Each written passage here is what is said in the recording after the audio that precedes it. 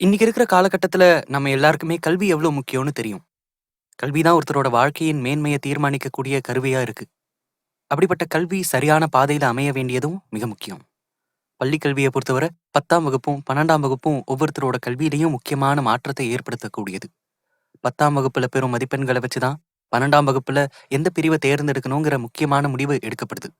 இந்த முடிவு எடுக்கும்போது பெரும்பான்மையா யாருக்கும் பெரிய குழப்பங்களோ சந்தேகங்களோ வர்றதில்ல. அவங்க எடுத்த மார்க்குக்கு ஏத்த மாதிரி bio maths group, computer science group, அக்கவுண்டன்சின்னு படிப்புகளை தேர்வு பண்ணுவாங்க. பெரும்பாலும் எல்லாராலையும் விரும்பி எடுக்கப்படுறது bio maths, computer science with maths இதுதான். ஆனா அதுக்கப்புறமா 12th ஸ்டாண்டர்ட் முடிச்ச பிறகு இனி அடுத்து என்ன படிக்கணும்னு முடிவு பண்றது தான் அவங்களோட ஒட்டுமொத்த வாழ்க்கையின் ஒவ்வொரு நாளையும் தீர்மானிக்கக்கூடியது. காரணம், 12th ஸ்டாண்டர்டுக்கு பிறகு அவங்க தேர்வு பண்ண போற படிப்பு சார்ந்து தான் அவங்க செய்ய போற வேலையோ தொழிலோ அமையும். ஒருத்தரோட ஒட்டுமொத்த வாழ்வாதாரமும் அவங்க செய்யற வேலையை பொறுத்து தான் அமையும். ஒரு சிலருக்கு தான் அவங்க படிச்ச படிப்போட உதவி இல்லாம வேற ஒரு துறையில வெற்றியாளரா திகழக்கூடிய வாய்ப்பு கிடைக்கும். ஆனா படிப்பிலிருந்து வர வேலையோ தொழிலோ தான் ஒரு உறுதியான வாழ்வாதாரத்தையும் எல்லாரும் எதிர்பார்க்கிற அதிக வருமானத்தையும் ஈட்டி கொடுக்கும். தங்களோட பட்டப்படிப்பை முடிச்ச நிறைய பேர் சொல்ற விஷயம், நான் நல்லா படிச்சும் ஒரு நல்ல வேலை கிடைக்கல, என்னால ஒரு சராசரி வருமானத்தை தாண்ட முடியலன்னு சொல்லி கவலைப்படுவாங்க. ஒரு சிலருக்கு அவங்க செய்யற வேலையிலிருந்து நல்ல வருமானம் வந்தாலும் மன நிறைவு இருக்காது. இது எல்லாத்துக்கும் அடிப்படை காரணம் ஒண்ணுதான்: 12ஆம் வகுப்புக்கு பின்னர் அவங்க தேர்வு செய்த படிப்பு. எல்லாரும் சொல்றாங்க இத படிக்கலாம், இதுதான் இப்ப ட்ரெண்ட், அதனால இத படிக்கலான்னு நினைச்சு உங்களோட மேல் படிப்புக்கான பிரிவை தேர்ந்தெடுக்கிற முறை சரியான முறை கிடையாது. ஒரு 10 வருஷத்துக்கு முன்னாடி ஒரு மாணவன் 12th ஸ்டாண்டர்ட் முடிச்சுட்டு அடுத்து என்ன படிக்கலான்னு யோசிச்சுட்டு இருக்கான். அவங்க வீட்லயும் நல்ல வசதி வாய்ப்பு இருந்துச்சு. அவனுக்கு விருப்பம் பிசினஸ் பண்றது தான். அது சம்பந்தமா படிக்கணும்னு நினைச்சான். ஆனா அவனோட பேரண்ட்ஸுக்கு அவன் இன்ஜினியரிங் படிக்கணும்னு ஆசை. அவனோட குடும்பத்துக்கும் அதுதான் பெருமைன்னு நினைச்சாங்க. இன்ஜினியரிங் ஏத்த மார்க் அவன்கிட்ட இல்லாட்டாலும் ஒரு பிரைவேட் காலேஜ்ல டொனேஷன் கொடுத்து சேர்த்து விட்டாங்க. முதல் செமஸ்டர்ல இருந்தே அவனால சரியா பெர்ஃபார்ம் பண்ண முடியல. 2 அரியர், 4 அரியர்னு ஒவ்வொரு வருஷமும் அரியரோட கவுண்ட் கூடிக்கிட்டே இருந்துச்சு. கடைசியா 4th இயர் முடிக்கும்போது மொத்தம் 25 அரியர் வச்சிருந்தான். இதுக்கப்புறமா தான் அந்த இளைஞனுக்கு வீட்ல தன்னோட விருப்பத்தை பத்தி பேசணுங்கிற எண்ணமே வந்தது. கடந்த 4 வருஷமா தான் பிஇ படிச்சதையே மறந்து ஒரு யூனிவர்சிட்டியில பிபிஏ ஜாயின் பண்ணான். அதுல டிஸ்டிங்ஷன்ல பாஸ் பண்ணான். அதை தொடர்ந்து எம்பிஏ முடிச்சான். கடைசியா ஒரு எம்என்சில வேலை கிடைச்சது. தனக்கு கிடைச்ச செகண்ட் சான்ஸை சரியா பயன்படுத்திக்கிட்டு தன்னோட வாழ்க்கையை வளப்படுத்திக்கிட்டான். அந்த இளைஞனோட வீட்ல வசதி வாய்ப்பு இருந்ததுனால செகண்ட் சான்ஸ் கொடுக்க முடிஞ்சது. ஆனா அது எல்லாருக்குமே சாத்தியம் இல்ல. ஆனாலும் முதல் முறையே ஒரு தெளிவான முடிவெடுக்கிறதுக்கு சாத்தியம் இருக்கு. 12th முடிச்ச பிறகு மேற்படிப்புக்காக நீங்க தேர்வு பண்ற கோர்ஸ் எப்படிப்பட்டது, அதோட தன்மை என்ன, அதுல இருக்கிற எதிர்கால வாய்ப்புகள் என்ன, இது போன்ற பல விஷயங்களை ஆராய்ஞ்சுதான் முடிவு பண்ணணும். சரி, நமக்கு தேவையான கோர்ஸ் எதுன்னு எப்படி தெரிஞ்சுக்கிறது, அந்த கோர்ஸ் எப்படிப்பட்டதா இருக்கணும், அதுல இருக்கிற நன்மைகள் என்ன, அதோட எதிர்கால வளர்ச்சி என்னன்னு எப்படி புரிஞ்சுக்கிறது, இது போன்ற எல்லா கேள்விகளுக்குமான பதில் இந்த ஷோல இருக்கு. இந்த ஷோவோட பேரு what to study to get high salary after 12th. இந்த ஷோவை எழுதியது நான் சிவா. வாசிப்பது ரோஹித் ஸ்ரீனிவாசன். தொடர்ந்து கேளுங்க. Episode 1: choose studies based on your interest. 12th standard முடிச்சதுக்கு பிறகு உங்களுக்கு ஒரு நல்ல வளமான எதிர்காலத்தை ஏற்படுத்தி கொடுக்கக்கூடிய கோர்ஸை சூஸ் பண்ணணும். அதோட முதல் படி உங்களோட விருப்பத்துக்கு ஏத்த மாதிரியான படிப்பை தேர்வு செய்வது தான். விருப்பத்துக்கு ஏத்த மாதிரியான படிப்புங்கிறத எப்படி அடையாளம் காணலாங்கிறத பத்தி பார்க்கலாம். இந்த உலகத்துல பிறக்கிற ஒவ்வொருத்தருமே வேற வேற குணங்கள் கொண்டவர்கள் தான். பெற்றோர்கள் கிட்ட இருந்த சில பண்புகள் அவங்களுக்குள்ள இருந்தாலும் தனித்துவங்கிறது எல்லாருக்குமே இருக்கும். அதே போலதான் ஒவ்வொருத்தருக்கும் ஒவ்வொரு செயல்கள் செய்ய பிடிக்கும். சிலர் நல்லா வரைவாங்க, சிலருக்கு சின்ன வயசுல இருந்தே ப்ராப்ளம் சால்விங்ல இன்ட்ரெஸ்ட் இருக்கும், ஒரு சிலருக்கு மேக்ஸ்னா ரொம்ப பிடிக்கும், இன்னும் சிலர் ஸ்போர்ட்ஸ்ல ரொம்ப ஆக்டிவா இருப்பாங்க. இதே மாதிரி ஒவ்வொருத்தருக்கும் ஒவ்வொரு ஏரியால இன்ட்ரெஸ்ட் இருக்கும். அது என்னன்னு முதல்ல தெரிஞ்சுக்கணும். ஒருத்தருக்கு படம் வரைகிறது பிடிக்குங்கிறதுக்கும் நல்லா படம் வரைவாருங்கிறதுக்கும் வித்தியாசம் இருக்கு. படம் வரைகிறது பிடிக்குங்கிற நிலையில இருந்து தொடர் பயிற்சி மூலமா படம் நல்லா வரைகிறாருங்கிற ஸ்டேஜுக்கு போகும்போது அது பேஷனா மாறும். உதாரணத்துக்கு, ஒருத்தருக்கு மேத்தமேட்டிக்ஸ்ல அதிகமான இன்ட்ரெஸ்ட் இருக்கு. தன்னோட 10th ஸ்டாண்டர்ட் எக்ஸாம்ல மேக்ஸ்ல ஃபுல் மார்க் வாங்குறாரு. அதே மாணவர் 12த்லயும் சென்டம் வாங்கணும்னா 11th மற்றும் 12த்லயும் சரியான முறையில பிராக்டிஸ் பண்ணணும். இதுல இருந்து நம்ம புரிஞ்சுக்க வேண்டிய ஒரு அடிப்படையான விஷயம், இன்ட்ரெஸ்ட் மட்டுமே ஒருத்தர் அந்த ஃபீல்டுல பெஸ்டா மாத்தாது. தொடர் முயற்சி மூலமா அது பேஷனா மாறணும். ஒரு கோர்ஸ் சூஸ் பண்ணும்போது அது உங்களுக்கு பிடிச்ச கோர்ஸா மட்டும் இருந்தா போதாது. அதுல உங்களோட நாலேஜ் எவ்வளவு இருக்கு, அந்த கோர்ஸை பத்தின புரிதல் உங்களுக்கு இருக்கா, அந்த கோர்ஸை சூஸ் பண்ணுனா உங்களுக்கு வெற்றிகரமா அதை முடிக்க முடியுமா போன்ற செல்ஃப் அனாலிசிஸ் ரொம்ப முக்கியம். அப்படி ஒரு செல்ஃப் அனாலிசிஸை பண்ணணும்னா அந்த கோர்ஸை பத்தியும் அது மேல இருக்கிற உங்களோட இன்ட்ரெஸ்ட்டை பத்தியும் உங்களுக்கு தெளிவா தெரிஞ்சிருக்கணும். இதுவரை நம்ம பார்த்த 2 முக்கியமான விஷயம், உங்களுக்கு பிடிச்ச வேலை, அதுல நீங்க எவ்வளவு பெஸ்டா இருக்கீங்க, அது ரெண்டும் சேரும்போது தான் பேஷன் உருவாகுதுன்னு பார்த்தோம். அந்த பேஷனை உங்க ப்ரொஃபஷனா, அதாவது ஒரு தொழிலா மாத்திக்கணும்னா அந்த வேலை அல்லது அந்த படிப்பு உங்களுக்கு நல்ல வருமானத்த குடுக்கணும். அப்படி குடுக்கும்போது தான் உங்களால அத ஒரு ப்ரொஃபஷனா எடுத்துக்க முடியும். நீங்க சூஸ் பண்ற கோர்ஸ் ப்ரொஃபஷனா உங்களுக்கு எந்த அளவுக்கு நன்மைகள தருதுங்கிறத தெரிஞ்சுக்கணும். முதல்ல இன்ட்ரெஸ்ட், அடுத்ததா பேஷன், அடுத்ததா ப்ரொஃபஷன். குறைந்தபட்சம் இந்த 3ம் நீங்க சூஸ் பண்ற கோர்ஸ்ல இருந்தா தான், அது உங்களோட எதிர்காலத்துக்கு பயனுள்ளதா இருக்கும். குறைந்தபட்சம் இந்த 3 அவசியம்னு சொல்லும்போது, இதுக்கு மேலயும் சில விஷயங்கள் இருக்குன்னு தான அர்த்தம். அது என்னன்னு பார்க்கலாம். பேஷன்னு சொல்லும்போது, ஒருத்தரோட தனிப்பட்ட திறமை மற்றும் அவரோட முயற்சிய சார்ந்தது. அந்த பேஷன் ப்ரொஃபஷன் ஆகணும்னா, உங்களோட பேஷன் மூலமா உங்களுக்கு வருமானம் வரணும். அதாவது ஒரு வகையில அந்த பேஷன் உங்களோட வாழ்வாதாரத்த பெருக்கணும். அப்படி பேஷன் ப்ரொஃபஷனா ஆகணும்னா, நீங்க செய்ற அந்த செயல் இந்த உலகத்துக்கு தேவைப்படுற ஒரு செயலா இருக்கணும். இந்த உலகத்துக்கு தேவைப்படுற ஒரு பொருள நீங்க குடுக்கும்போது தான், பதிலுக்கு இந்த உலகமும் உங்களுக்கு குடுக்கும். இன்னைக்கு இருக்கிற காலகட்டத்துல எத்தனையோ விதமான ஸ்டார்ட் அப்ஸ், எத்தனையோ விதமான தொழில்கள் உருவாகுது. ஆனா அது எல்லாமே நிலைச்சு நிக்குதான்னு கேட்டா, பல தொழில்கள் நிலைச்சு நிக்கிறது இல்ல. அந்த தொழில எவ்ளோ பேஷனட்டா ப்ரொஃபஷனலிசமோட பண்ணாலும், இந்த உலகத்துக்கு தேவையில்லனா, அதால நிலைச்சு இருக்க முடியாது. உங்களோட இன்ட்ரெஸ்ட், உங்களோட பேஷன் மூலமா நீங்க செயல்பட்டுக்கிட்டு இருக்கிற தொழில், இந்த உலகத்துக்கு தேவை உள்ளதா, ரிலவென்ட்டா இருக்கணும்னா, தொடர்ந்து நீங்க பல சவால்கள எதிர்கொண்டபடி இருக்கணும். உங்களோட தொழில அல்லது உங்களோட செயல்கள தொடர்ந்து மேம்படுத்திக்கிட்டே இருக்கணும். சுருக்கமா சொல்லணும்னா, நீங்க விரும்பி பண்ற உங்க தொழில், இந்த உலகத்துக்கு தேவையான ஒண்ணா இருக்கணும். நீங்க சூஸ் பண்ற கோர்ஸ் இத குடுக்குதாங்கிறத பாருங்க. அந்த கோர்ஸ் உங்களுக்கு எவ்வளோ இன்ட்ரெஸ்ட்டா இருந்தாலும், அதன் மூலமா வர அவுட்புட் உலக பயன்பாட்டுக்கு ஏத்ததா? இல்லனா அந்த கோர்ஸ தவிர்க்கிறது தான் நல்லது. உங்களோட விருப்பத்தின் அடிப்படையில ஒரு கோர்ஸ சூஸ் பண்றதுக்கான பல விஷயங்கள இதுவரை பார்த்தோம். ஆனா இதுல இறுதியா 2 முக்கியமான விஷயம் இருக்கு. இந்த எபிசோட்ல ஆரம்பத்துல இருந்து உங்களுக்கு பிடிச்ச செயல்கள பத்தியும், அதுல உங்களோட திறமைய வளர்த்துக்கும்போது, அது எப்படி பேஷனா மாறுது? அந்த பேஷன் மூலமா உங்களுக்கு வருமானம் வரும்போது, அது எப்படி ப்ரொஃபஷனா மாறுதுன்னு பார்த்தோம். இறுதியா அந்த ப்ரொஃபஷன் உலகத்துக்கு பயனுள்ள ஒண்ணா இருக்கணுங்கிறத பத்தியும் பார்த்தோம். இது எல்லாமே ஒரு சைக்கிள் மாதிரி மறுபடியும் உங்களுக்கு பிடித்தமான செயல்ல போய் நிக்கும்.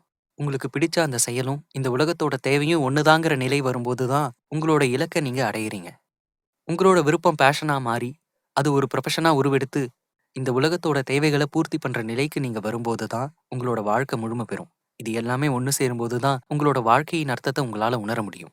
இத மேலோட்டமா பார்க்கும்போது ஏதோ தத்துவார்த்த சிந்தனை மாதிரி தெரியும். இதுக்கும் ஒரு கோர்ஸ சூஸ் பண்றதுக்கும் என்ன சம்மந்தம் இருக்குன்னு தோணலாம். இத பத்தி இன்னும் எளிமையா தெரிஞ்சுக்கலாம். உங்களுக்கு பிடிச்ச, உங்களுக்கு விருப்பமான ஒரு கோர்ஸ சூஸ் பண்றீங்க. ஆனா அந்த கோர்ஸ நீங்க முடிக்கும்போது, அதன் மூலமா உங்களோட வாழ்வாதாரத்த மேம்படுத்திக்க சரியான வருமானம் வரணும். எந்த ஒரு தொழிலா இருந்தாலும் இந்த உலகத்துக்கு தேவையில்லாத ஒண்ணா இருந்தா, அதால நிலைச்சு நிக்க முடியாதுன்னு பார்த்தோம். அதேபோல நீங்க சூஸ் பண்ண கோர்ஸ் இந்த உலகத்துக்கு பயனுள்ளதா, எதிர்காலத்துக்கு தேவையானதா இருக்கணும். உங்களுக்கு பிடிச்ச கோர்ஸ் உங்களுக்கு வருமானத்தையும் உருவாக்கி குடுத்து, அது இந்த உலகத்துக்கு பயனளிக்கும்போது, அது உங்களோட ஒட்டுமொத்த வாழ்க்கைக்கும் ஒரு அர்த்தத்த குடுக்கும்.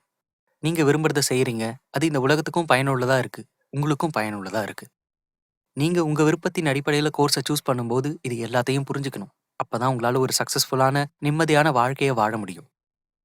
12th முடிச்சுட்டு எந்த கோர்ஸ் படிக்கலான்னு நீங்க எடுக்கிற முடிவுக்கு, உங்க வாழ்க்கையவே அர்த்தமுள்ளதா மாத்தக்கூடிய சக்தி இருக்கு. உங்களுக்கு பிடிச்ச கோர்ஸ சூஸ் பண்றதுல இருக்கிற முதல் ஸ்டெப், உங்களோட இன்ட்ரெஸ்ட் என்னன்னு தெரிஞ்சுக்கணும். எல்லாருக்குமே ஏதாவது ஒரு ஏரியால இன்ட்ரெஸ்ட் இருக்கும். ஆனா அத பத்தின அவேர்னஸ் பலருக்கும் இருக்கிறதில்ல. எனக்கு எந்த இன்ட்ரெஸ்டும் இல்லன்னு தான் பல பேர் சொல்லுவாங்க. அல்லது எனக்கு எதுல இன்ட்ரெஸ்ட் இருக்குன்னு தெரியலன்னு சொல்லுவாங்க. எந்த ஒரு வேலைய யாரும் சொல்லாம, எந்த ஒரு மேற்பார்வையும் இல்லாம, அதுல இருந்து வர பலன எதிர்பார்க்காம சந்தோஷமா செய்றீங்களோ, அது உங்களோட இன்ட்ரெஸ்ட். இந்த விளக்கம் பொதுப்படியான ஒரு விளக்கம் தான். காரணம், ஒருத்தரோட இன்ட்ரெஸ்ட் இதுதான்னு மத்தவங்க சுட்டிக்காட்டுறது ரொம்ப கடினம். அத உங்களுக்குள்ள நீங்க தேடுங்க. உங்க முன்னாடி இருக்கிற கோர்ஸ் ஆப்ஷன்ஸ பாருங்க. அதுல ஏதாவது ஒரு கோர்ஸ் உங்களுக்கு உற்சாகத்த குடுக்குதா? அத பத்தி தெரிஞ்சுக்கணுங்கிற ஆர்வத்த குடுக்குதான்னு பாருங்க. அப்படி ஒரு உணர்வ உங்களுக்குள்ள ஏற்படுத்துற கோர்ஸ ஷார்ட் லிஸ்ட் பண்ணுங்க. அதன் பிறகு அந்த கோர்ஸ்ல இடம்பெற்றிருக்கும் சப்ஜெக்ட்ஸ அனலைஸ் பண்ணுங்க. அது எது பத்தின கோர்ஸ்ன்னு முழுமையா தெரிஞ்சுக்கிட்டு, அடுத்த கட்டத்துக்கு போங்க. அதன் பிறகு அந்த கோர்ஸ் பத்தி எக்ஸ்பர்ட் ஒப்பீனியன் கேளுங்க. அதாவது அந்த துறையில அனுபவம் உள்ளவங்க, அந்த துறை சார்ந்த வல்லுனர்களோட அறிவுரைய பெற முயற்சி பண்ணுங்க. அப்படி பண்ணும்போது தான் அந்த கோர்ஸோட உண்மையான நிலைய உங்களால புரிஞ்சுக்க முடியும். உங்களுக்கு இருக்கிற பலம் என்ன? அத எப்படி இன்னும் செம்மைப்படுத்துறதுன்னு தெரிஞ்சுக்கோங்க. அத செயல்படுத்துங்க. இந்த எபிசோட்ல இதுவரை இன்ட்ரெஸ்ட்னா என்ன? உங்களோட விருப்பத்தின் அடிப்படையில எப்படி ஒரு கோர்ஸ சூஸ் பண்ணணும்னு பார்த்தோம். இன்னைக்கு இருக்கிற ஜாப் மார்க்கெட் நிறையவே மாறிருச்சு. டெக்னாலஜி வளர வளர அதுக்கேத்த தேவைகளும், வேலைகளும் உருவாகியிருக்கு. இன்னைக்கு இருக்கிற ஜாப் மார்க்கெட் எப்படி இருக்கு? எதிர்காலத்துல நல்ல வருமானத்த தரக்கூடிய ஜாப் என்னென்ன? அத எப்படி அப்ரோச் பண்றதுங்கிறத பத்தி அடுத்த எபிசோட்ல பார்க்கலாம். Episode 2 current job market and future of high salary jobs. Job மார்க்கெட்ட பொறுத்தவரை எப்பவுமே ஃப்ளக்சுவேஷன் இருந்துகிட்டே தான் இருக்கும். ரிசெஷன், லே ஆஃப்னு பல கடினமான காலங்கள கடந்து வர வேண்டியதா இருக்கும். ஆனா அது எல்லாமே ஒரு சைக்கிள் மாதிரி தான். ஒரு டவுன் இருந்தா ஒரு அப் இருக்கும். 2000ல டாட் காம் பபிள் கிராஷ் நடந்தபோது எல்லா டெக்னாலஜி கம்பெனியும் பெரிய சரிவை சந்திச்சுது. பல கம்பெனிகள் மூடப்பட்டது. அதன் பிறகு சில வருஷத்துல ஐடி இண்டஸ்ட்ரியில மிகப்பெரிய பூம் ஏற்பட்டுச்சு. 2005க்கு மேல நல்ல நிலையில இருந்துச்சு. ஆனா மறுபடியும் 2010, 2011ல ரிசெஷன் லே ஆஃபை சந்திச்சுது. இதே போல தான் இப்பவும் உலகத்துல இருக்கிற பல இண்டஸ்ட்ரீஸ் கடினமான காலத்தை சந்திச்சுக்கிட்டு இருக்கு. இன்ஃப்ளேஷன் ரேட் பிரச்சனை, சரியான சேலரி இல்லைன்னு எம்ப்ளாயீஸோட ஸ்ட்ரைக், இப்படி உலகம் முழுக்க கடந்த சில மாதங்கள்ல பல நிகழ்வுகள் நடந்துட்டு இருக்கு. இந்தியாவை பொறுத்தவரை இன்னும் அதனால பெரிய இம்பாக்ட் இல்லைனாலும் இம்பாக்ட் ஆகவும் வாய்ப்பு இருக்கு. Job market crash, job market boom, இது எல்லாமே கால சுழற்சி மாதிரி அப்பப்ப நடந்துகிட்டே தான் இருக்கும். இதை நம்ம வெற்றிகரமா எந்தவித பாதிப்பும் இல்லாம கடந்து வரணும்னா 2 வழிகளை பின்பற்றணும். முதல்ல நீங்க இருக்கிற டொமைன்ல எப்பவுமே அப்டேட்டடா, டெக்னிக்கலி சவுண்டா இருக்கணும். 2வது, கரண்ட் ஜாப் மார்க்கெட்ல டிமாண்டா இருக்கிற ஸ்கில்லை நோக்கி நகரணும். இன்னைக்கு இருக்கிற ஜாப் மார்க்கெட்ல வேர்ல்ட் எக்கனாமிக்ஸ் ஃபோரமின் ரிப்போர்ட் படி 23% வேலை வாய்ப்புகள் குறைஞ்சிருக்கிறதா சொல்றாங்க. மார்க்கெட்ல ரெக்ரூட்மெண்ட்டோட ரேட் ஸ்லோ டவுன் ஆகியிருக்கிறதா சொல்றாங்க. அடுத்த 5 வருஷத்துல கிட்டத்தட்ட 83 மில்லியன் வேலை வாய்ப்புகள் இல்லாம போக போவதாவும் 63 மில்லியன் புதிய வேலை வாய்ப்புகள் உருவாக போவதாகவும் சொல்லப்படுது. தினசரி நடக்கிற டெக்னாலஜி அட்வான்ஸ்மெண்ட் ஒவ்வொரு இண்டஸ்ட்ரியிலையும் ஏற்படுத்துற மாற்றங்கள் தான் இது போன்ற நிலைகளை ஏற்படுத்துது. இன்னைக்கு இருக்கிற நிலவரப்படி எல்லா இண்டஸ்ட்ரியிலையும் ரெக்ரூட்மெண்ட் ப்ராசஸ் ஸ்லோ டவுன் ஆகியிருக்கு. மார்ச் 2023ல 7.8% இருந்த அன்எம்ப்ளாய்மெண்ட் ரேட் ஏப்ரல் 2023ல 8.11% அதிகரிச்சிருக்கு. இது போன்ற நேரத்துல ஒரு சேஃபான ஜாப்ல பிளேஸ் ஆகணும்னா அதுக்கு நீங்க தெரிஞ்சுக்க வேண்டிய முக்கியமான விஷயம், இப்ப மார்க்கெட் டிமாண்ட் என்ன, இன்னும் அடுத்த 10 வருஷத்துக்கு எந்த மாதிரியான ஸ்கில்ஸ் அதிகமா தேவைப்படுதுங்கிறத தெரிஞ்சுக்கணும். அப்படி தெரிஞ்சுக்கிட்டு அதுக்கான ஸ்கில்ஸ் எந்த கோர்ஸ் மூலமா கிடைக்குது, அதுக்காக நம்ம என்ன படிக்கணும்னு நீங்க இப்பவே முடிவு பண்றது மூலமா உங்களால ஜாப் மார்க்கெட்ல ஏற்படும் அப்ஸ் அண்ட் டவுன்ஸை சேஃபா ஹேண்டில் பண்ண முடியும். இனி அடுத்த 10 வருஷத்துல எந்த மாதிரியான job high demand and high paying ஜாபா இருக்குங்கிறத பத்தி பார்க்கலாம். முதல்ல மெடிக்கல் ப்ரொஃபஷனல்ஸ். நம்ம எல்லாருக்குமே தெரியும் மெடிக்கல் சார்ந்த படிப்பு எவ்வளவு முக்கியமானதுன்னு. இந்த உலகத்துல மனிதர்கள் இருக்கிற வரை மெடிக்கல் ப்ரொஃபஷனும் இருந்தே தீரும். இந்தியன் சொசைட்டியை பொறுத்தவரை பல காலங்களா மெடிக்கல் ப்ரொஃபஷனுக்குன்னு தனி இடமும் தனி மரியாதையும் கொடுக்கப்படுது. இன்னைக்கும் இந்தியாவில் நடக்கிற காம்படிட்டிவ் எக்ஸாம்ஸ்ல டாப் மோஸ்ட் இடத்துல நீட் எக்ஸாம் தான் இருக்கு. பலர் 12க்கு பிறகு ஒரு வருஷம் முழுக்க ப்ரிப்பேர் பண்ணி நீட் எழுதுறாங்க. மேலும் இந்த மெடிக்கல் டொமைன்ல இருக்கிற மிக முக்கியமான தனித்துவம், மற்ற இண்டஸ்ட்ரி மாதிரி மெடிக்கல் ஃபீல்டை ஆர்டிஃபிஷியல் இன்டெலிஜென்ஸால இப்போதைக்கு டாமினேட் பண்ண முடியாது. பல ரிசர்ச்சர்ஸோட கருத்துப்படி ஏஐ டாக்டர்ஸ் ஸ்டேபிளான ஒரு ஸ்டேட்டுக்கு வரத்துக்கு குறைஞ்சது இன்னும் ஒரு நூற்றாண்டாவது ஆகும்னு சொல்றாங்க. ஸோ இனி வரும் காலங்களில் medical profession one of the top most பொசிஷன்ஸில் தான் இருக்கும். அடுத்ததா டேட்டா சயின்டிஸ்ட். நம்ம எல்லாருக்குமே தெரியும் இன்னைக்கு நம்ம வாழ்ந்துட்டு இருக்கிறது டேட்டா இரா. கோல்டுக்கு நிகரான மதிப்பு டேட்டாவுக்கும் உருவாயிட்டு இருக்கு. எப்படி ஒரு ரா கோல்டை பட்டை தீட்டி புழக்கத்துக்கு கொண்டு வந்தாதான் பயனளிக்குமோ, அதே போல டேட்டால இருந்து நமக்கு கிடைக்கிற இன்ஃபர்மேஷன் மூலமா தான் அந்த டேட்டாவோட வேல்யூ நிர்ணயிக்கப்படுது. நம்ம கற்பனைக்கு எட்ட முடியாத அளவு டேட்டாவை டெய்லி நம்ம ப்ரொடியூஸ் பண்ணிட்டு இருக்கோம். அதிலிருந்து பல பயனுள்ள தகவல்களை பிரித்து எடுக்கிறது தான் டேட்டா சயின்டிஸ்டோட வேலை. டெக்னிக்கலா பார்த்தோம்னா டேட்டா சயின்ஸுக்கு முன்னாடி பல ஸ்டேஜஸ் இருக்கு. அது எல்லாத்துக்கும் தனித்தனியாகவும் வேல்யூஸ் அதிகரிச்சுக்கிட்டு தான் இருக்கு. Data processor, data engineer, data analyst, data scientist, இப்படி எல்லா வேலைகளுக்குமே இன்னைக்கும் சரி ஃபியூச்சர்லயும் சரி மிகப்பெரிய டிமாண்ட் உருவாகி இருக்கு. டேட்டா சயின்ஸுங்கிறது இன்னைக்கு வந்த ஃபீல்டு இல்லை, பல ஆண்டுகளுக்கு முன்னாடியிலிருந்தே பயன்படுத்தப்பட்டு வருது. கடந்த 5 வருஷத்துக்கும் மேலாக இன்னும் பீக்ல இருக்கிற ஒரு ஃபீல்டு. இதோட தேவைகளும் வளர்ச்சிகளும் அதிகரிச்சுக்கிட்டே தான் போகுது. இன்னைக்கு பல காலேஜஸ்ல டேட்டா சயின்ஸை ஒரு பாடமா கொண்டு வந்துட்டாங்க. 12th முடிச்சுட்டு கம்ப்யூட்டர் சார்ந்த ஒரு டிகிரியை சூஸ் பண்ணி படிக்கிறது தான் இந்த டேட்டா சயின்ஸ் நோக்கி போறதுக்கான முதல் படி. டேட்டா சயின்ஸுக்கு தேவைப்படுற மற்ற சப்ஜெக்ட்ஸ் ஸ்டாட்டிஸ்டிக்ஸ் அண்ட் மேக்ஸ். அடுத்ததா சாஃப்ட்வேர் இன்ஜினியர்ஸ். கடந்த 20 வருஷத்துக்கும் மேலாக பல இந்திய குடும்பங்களோட இந்திய பொருளாதாரத்தையும் அடுத்த கட்டத்துக்கு கொண்டு வந்தது இந்த சாஃப்ட்வேர் இன்ஜினியர் மற்றும் சாஃப்ட்வேர் சார்ந்த வேலைகளும் தான். அது எதிர்காலத்திலையும் தொடரும். சாஃப்ட்வேர் இன்ஜினியரிங்ல பல பிரிவுகள் இருக்கு. அதுக்கேற்ற மாதிரி வருமானமும் மாறும். சாஃப்ட்வேர் இன்ஜினியரிங்ல இனி வரும் காலங்களில் அதிகமான டிமாண்ட் இருக்க போகிற சில பொசிஷன்ஸ்ல ஃபுல் ஸ்டாக் டெவலப்மெண்ட்டுங்கிற ஒரு பொசிஷன் அதிகமான வருமானத்தை ஈட்டி தரக்கூடிய ஒன்றா இருக்கும். இந்த சாஃப்ட்வேர் இன்ஜினியருக்கான குவாலிஃபிகேஷன் 12th முடிச்ச பிறகு computer science engineering, BSc computer science, BCA, MCA போன்ற படிப்புகளை தேர்ந்தெடுத்து படிக்கிறது தான் இதோட முதல் படி. அடுத்ததா ஹை டிமாண்ட்ல இருக்க போற ஜாப் மேனேஜ்மெண்ட் கன்சல்டன்ட். இந்த ஜாபோட நேச்சர் பிஸ்னஸ் ப்ராப்ளமுக்கு சொல்யூஷன் கொடுக்கறது. இந்த ஒரு பெரிய பிஸ்னஸுக்கும் பெரிய பெரிய ப்ராப்ளம்ஸும் இருக்கும். எப்படி இம்ப்ளிமெண்ட் பண்ணுறது, எப்படி பிஸ்னஸ் எக்ஸ்டெண்ட் பண்ணுறது, இது போல ப்ராப்ளம்ஸை சால்வ் பண்ணுறதுக்கு தான் பெரிய பெரிய கம்பெனிஸ் மேனேஜ்மெண்ட் கன்சல்டன்ட்டை தேடி போகிறாங்க. இதுக்காக அவங்க பே பண்ணுற சேலரி ஆவரேஜாக 50 lakhs per annum. மேனேஜ்மெண்ட் கன்சல்டன்ட்டுக்கு தேவைப்படுற எஜுகேஷனல் குவாலிஃபிகேஷன் எம்பிஏ டிகிரி அல்லது மாஸ்டர்ஸ் இன் பிஸ்னஸ் அனாலிட்டிக்ஸ் அல்லது மாஸ்டர்ஸ் இன் ஃபைனான்ஸ். இது எல்லாமே மாஸ்டர் டிகிரி. 12th முடிச்சுட்டு பிபிஏ ஃபைனான்ஸ் சார்ந்த படிப்புகளை தேர்வு பண்ணலாம். அதன் பிறகு போஸ்ட் கிராஜுவேஷனும் பண்ணி ஆகணும். மேனேஜ்மெண்ட் கன்சல்டன்ட்டுக்கு நிகரான இதே எஜுகேஷனல் குவாலிஃபிகேஷன் தேவைப்படுற இன்னொரு job investment bankers. Investment bankers அப்படின்னா ஒருத்தருக்கு ஃபைனான்ஷியலாக எப்படி இன்வெஸ்ட் பண்ணுறது, ஒருத்தரோட ஃபைனான்ஷியல் ஹெல்த்தை எப்படி மெயின்டைன் பண்ணுறது போன்ற வேலைகள் தான் பிரதான வேலைகளாக இருக்கும். இதுக்கும் MBA, masters in business analytics, masters in finance போன்ற பட்டப்படிப்புகள் தேவை. இந்த 2 ஜாபுக்கும் தேவைப்படுற இன்னொரு முக்கியமான குவாலிஃபிகேஷன் நீங்கள் படிக்க போகிற இன்ஸ்டிடியூஷனோட பிராண்ட் வேல்யூ. ஒரு நல்ல காலேஜில் இந்த கோர்ஸை படிக்கும்போது அது உங்களோட ப்ரொஃபைலுக்கு இன்னும் அதிக பலம் சேர்க்கும். அடுத்ததா இன்னைக்கு எல்லாராலையும் பேசப்படுற ஏஐ, ஆர்டிஃபிஷியல் இன்டெலிஜென்ஸ் ஸ்பெஷலிஸ்ட். இன்னைக்கு மனிதர்கள் பல ஆண்டுகளாக பார்த்துட்டு இருந்த வேலையை ஏஐ ரீப்ளேஸ் பண்ண ஆரம்பிச்சிருச்சு. Transcription, data entry, content creation, basic code creation, டெஸ்டிங்னு பல வேலைகளை செய்ய ஆரம்பிச்சிருச்சு.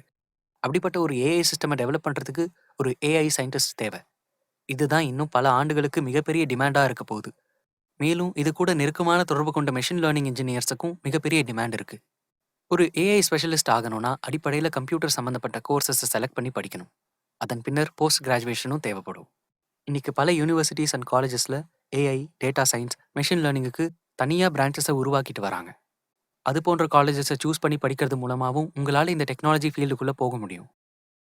இந்த எபிசோடில் கரண்ட் ஜாப் மார்க்கெட் எப்படி இருக்குது, எதிர்காலத்தில் அதிகமான டிமாண்ட் இருக்கிற ஜாப்ஸ் என்னங்கிறத பற்றி விரிவாக பார்த்தோம்.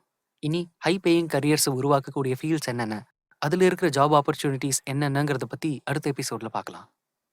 Episode 3, high paying career opportunities. இந்த எபிசோடில் உங்களுக்கு ஹை பேயிங் ஜாப் ஆப்பர்ச்சுனிட்டிஸை உருவாக்கி தரும் ஃபீல்ட்ஸை பற்றி பார்க்க போகிறோம்.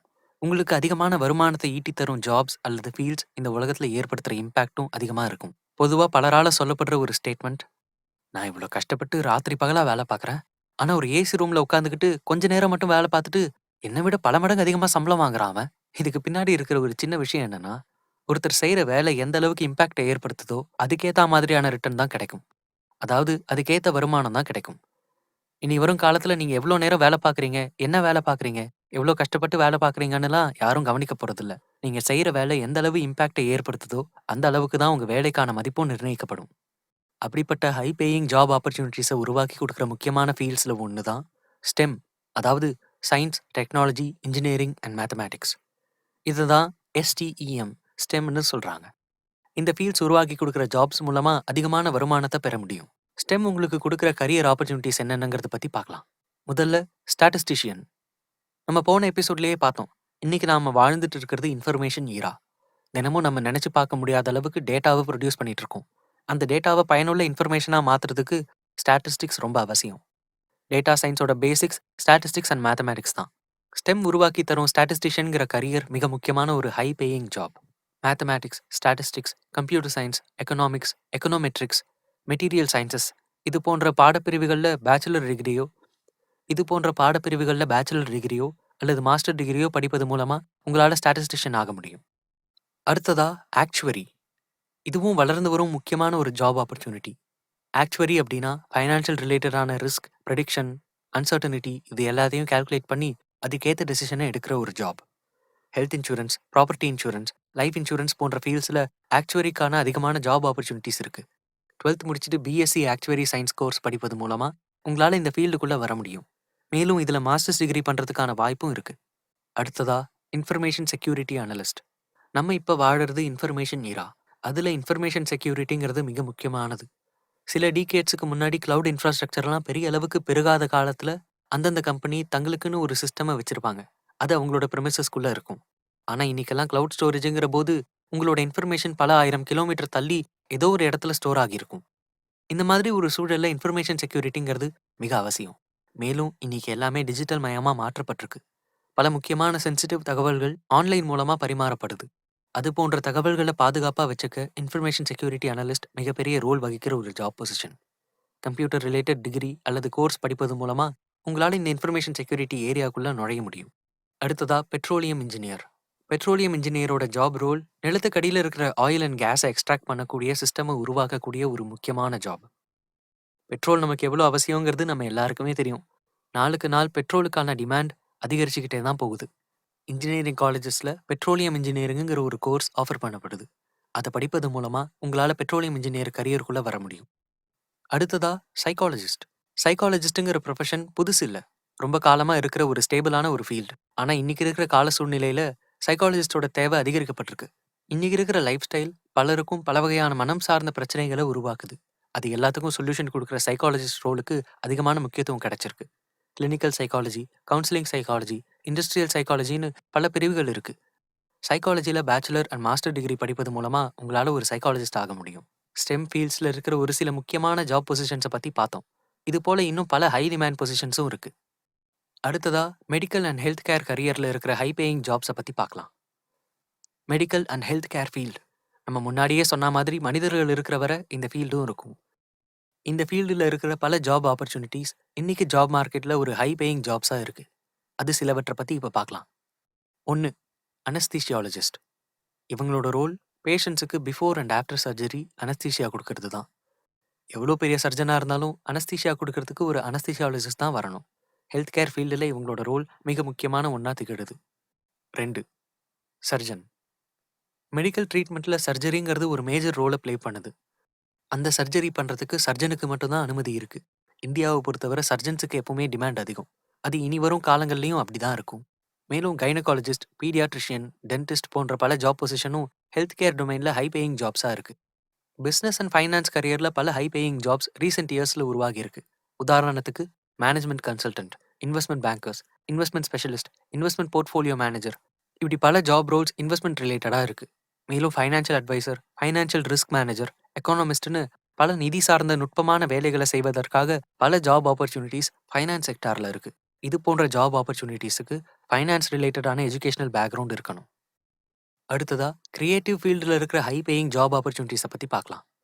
கிரியேட்டிவ் ஃபீல்டுன்னு சொல்லும்போது அது பெரும்பாலும் ரெகுலர் எஜுகேஷன்ல இருந்து வரதில்ல. ஒருத்தரோட தனிப்பட்ட விருப்பம், ஆர்வம், கற்பனை இதுல இருந்து உருவாகிற ஒரு டொமைன். இதுல பல புது புது வகையான ஜாப் ஆப்பர்ச்சுனிட்டிஸ் இருந்தாலும் அதுல முக்கியமான சிலவற்றை பத்தி மட்டும் இப்ப பார்க்கலாம்.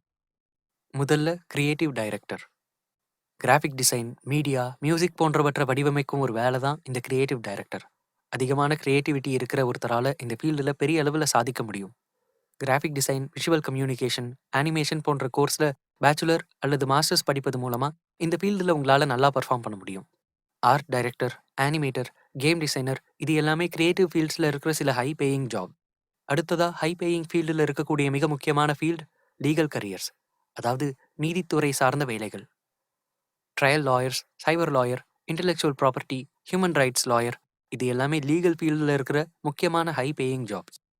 மேலும் பல பெரிய பெரிய நிறுவனங்கள் அவங்களோட லீகல் ஆப்ரேஷன்ஸுக்கு லாயர்ஸை ஹையர் பண்ணுவாங்க. அப்படிப்பட்ட ஃபர்ம்ஸில் இருக்கிற லாயர்ஸுக்கு பேயும் ரொம்ப ஹையா இருக்கும். இந்த ஹை பேயிங் கரியர்ஸில் பல ஆண்டுகளாக இருக்கிற ஃபீல்டில் முக்கியமான field IT and IT based services. எந்த டொமைனில் இருக்கிற எந்த ஒரு இண்டஸ்ட்ரியாக இருந்தாலும் இன்றைக்கு இருக்கிற டிஜிட்டல் வேர்ல்டில் அவங்களுக்கு கண்டிப்பாக ஐடி செக்டாரோட சப்போர்ட் தேவைப்படுது.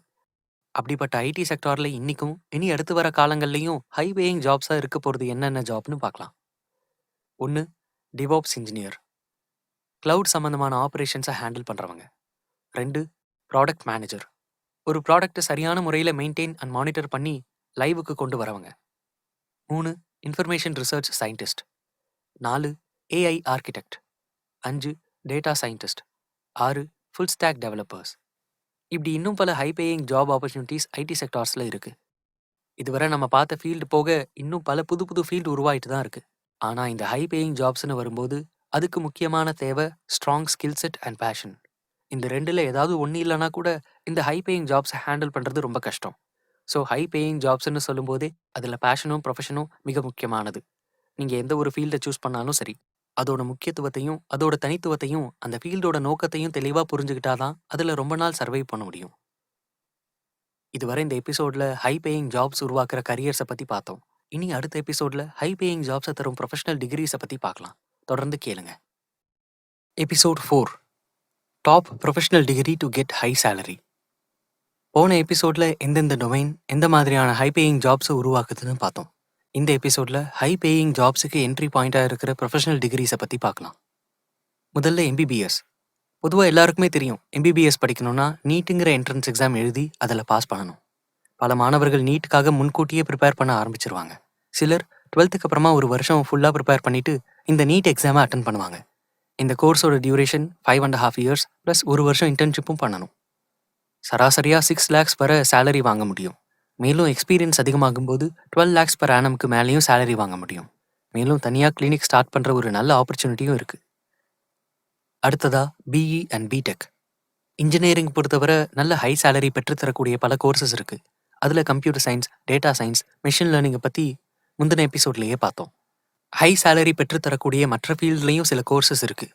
அதில் முதன்மையானது petrochemical engineering, geophysics, chemical engineering, petroleum manufacturing, oil extraction போன்ற பல சப்ஜெக்ட்ஸை உள்ளடக்கியது இது. இந்த கோர்ஸை பொறுத்தவரை 4.5 லேக்ஸ் per annumல இருந்து 15 லேக்ஸ் per annum வரை சேலரி பெற முடியும். Aerospace engineering. இன்ஜினியரிங் டொமைனில் இருக்கக்கூடிய மிக முக்கியமான மற்றும் ஹை பேயிங் ஜாப்ஸை கொடுக்கக்கூடிய கோர்ஸ். ஃபியூச்சரில் ஸ்பேஸ் எக்ஸ்ப்ளோரேஷன் மிகப்பெரிய வளர்ச்சியையும் பல இன்னோவேஷன்ஸையும் எதிர்கொள்ளும். அது ஏரோஸ்பேஸ் இன்ஜினியரிங்க்கு பல பெனிஃபிட்ஸை கொடுக்கும். இன்னைக்கு நிலவரப்படி ஆவரேஜாக 8 to 10 லேக்ஸ் வரை ஏர்ன் பண்ண முடியும். எக்ஸ்பீரியன்ஸை பொறுத்து இது 25 to 30 லேக்ஸ் வரை அதிகரிக்கவும் நல்ல வாய்ப்பு இருக்கு. நம்ம பார்த்து இந்த 2 இன்ஜினியரிங் கோர்ஸுக்கும் தமிழ்நாடு கவுன்சிலிங் மூலமாக போக முடியும். மேலும் ஐஐடி மற்றும் என்ஐஐடிக்கு உண்டான என்ட்ரன்ஸ் டெஸ்ட் எழுதுவது மூலமாகவும் இந்த இன்ஜினியரிங் கோர்ஸை படிக்க முடியும். அடுத்ததா பிஆர்க், பேச்சுலர் ஆஃப் ஆர்கிடெக்சர். இந்த டிகிரி படிக்கிறது மூலமாக architect, structural designer, interior designer, urban பிளானர்னு பல வகையான ஜாப் ஆப்பர்ச்சுனிட்டிஸை பெற முடியும். ஆவரேஜாக 5 லேக்ஸ் per annum சேலரி வாங்க முடியும். எக்ஸ்பீரியன்ஸ் ஆன ஒரு ஆர்கிடெக்டால் 21 லேக்ஸ் வரை சேலரி வாங்க முடியும். 12th ஸ்டாண்டர்டுக்கு பிறகு இன்ஜினியரிங் கோர்சஸுக்கு அப்ளை பண்ணுறது போலவே பிஆர் கோர்சஸுக்கு அப்ளை பண்ணலாம். உங்களோட மார்க் அடிப்படையில் கவுன்சிலிங் மூலமாக உங்களுக்கு தகுந்த காலேஜை சூஸ் பண்ணிக்க முடியும். அடுத்ததாக ஹை பேயிங் டிகிரியில் முக்கியமான இடத்துல இருக்கிறது BDS, bachelor of dental surgery.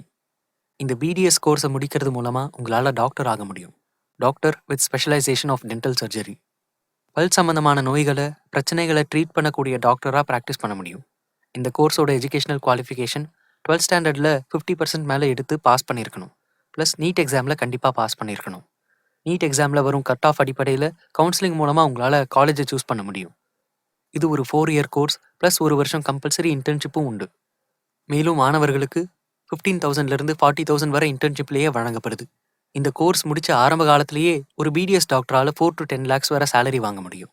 மேலும் எக்ஸ்பீரியன்ஸுக்கு ஏற்ற மாதிரியும் அவங்களோட ஒர்க்கிங் ஏரியாவுக்கு ஏற்ற மாதிரியும் அதிகமான சேலரியை பெற முடியும்.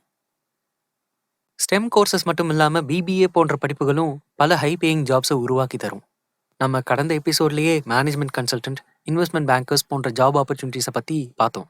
அது எல்லாத்துக்கும் பிபிஏ ஒரு பேஸ் கோர்ஸாக செயல்படுது. பிபிஏக்கு பிறகு மாஸ்டர் டிகிரியான MBA, masters in data analytics போன்ற கோர்ஸ் படிக்கிறது மூலமாக உலகத்தில் இருக்கிற ஹை பேயிங் ஜாப் ஆப்பர்ச்சுனிட்டிஸை பெற முடியும். அல்லது பிபிஏ முடிச்சுட்டு டேட்டா சயின்ஸ் சார்ந்தோ அல்லது அட்மினிஸ்ட்ரேஷன் சார்ந்தோ சர்டிஃபிகேஷன் கோர்ஸ் பண்ணுறது மூலமாகவும் ஒரு ஹை பேயிங் ஜாபில் பிளேஸ் ஆக முடியும். 12th ஸ்டாண்டர்டுக்கு பிறகு ஒரு நல்ல காலேஜ் சூஸ் பண்ணி பிபிஏ ஜாயின் பண்ண முடியும். Biomaths, computer science, commerce group மாணவர்கள் இந்த கோர்ஸில் ஜாயின் பண்ண முடியும். இதுக்கு முன்னாடி பார்த்த ஸ்டெம் ரிலேட்டட் டிகிரி கோர்சஸ்க்கு 12th ஸ்டாண்டர்டில் கண்டிப்பாக மேக்ஸ், ஃபிசிக்ஸ், கெமிஸ்ட்ரி சப்ஜெக்ட்ஸ் படிச்சிருக்கணும். இந்த வரிசையில் இன்னொரு முக்கியமான course BCom.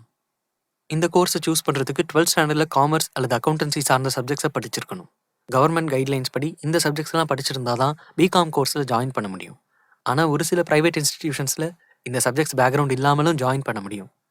Chartered accountant, marketing manager, investment banker, research analyst, actuary போன்ற பல ஹை பேயிங் ஜாப்ஸை இந்த கோர்ஸ் மூலமாக பெற முடியும்.